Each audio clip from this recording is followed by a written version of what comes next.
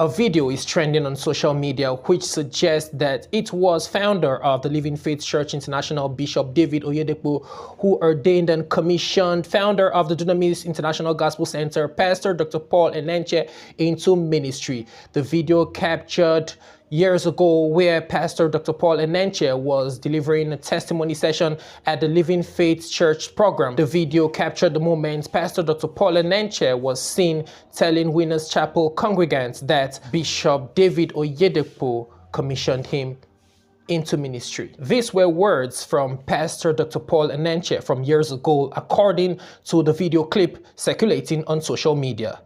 I am delighted to be here tonight celebrating 40 years of impact. When God gives you a vision and direction and then opens you up to revelation, He brings you into association that will give you the relevant impartation that takes you to your destination. That is my story. Close to 30 years ago, I came into contact with God's servant, Bishop David Oyedepo, through messages, through tapes, and what I heard stirred my spirits. The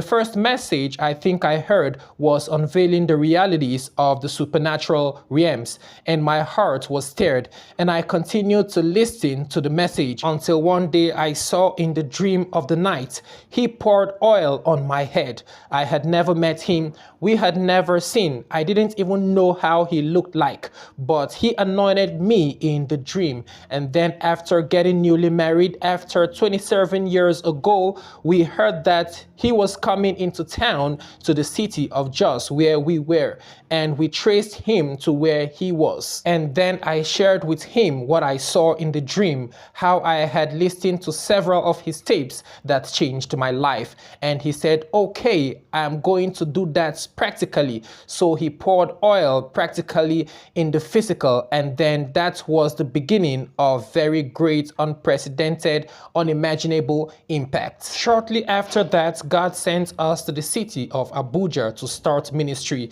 and while we were trying to just lay the foundation, He came to town. He passed by the site of the ministry where the foundation was being laid, and I told him, this is what is happening. He poured oil on the ground and said, building, grow.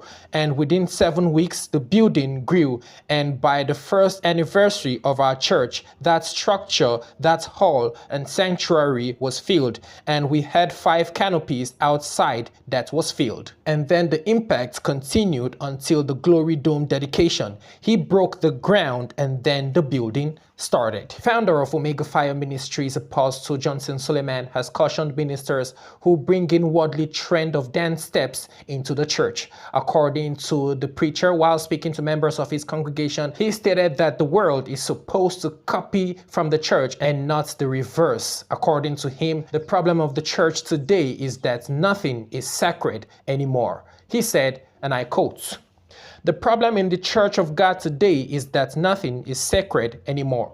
We do what the world does. You will see the dance of the world. They will bring it to church during praise and worship.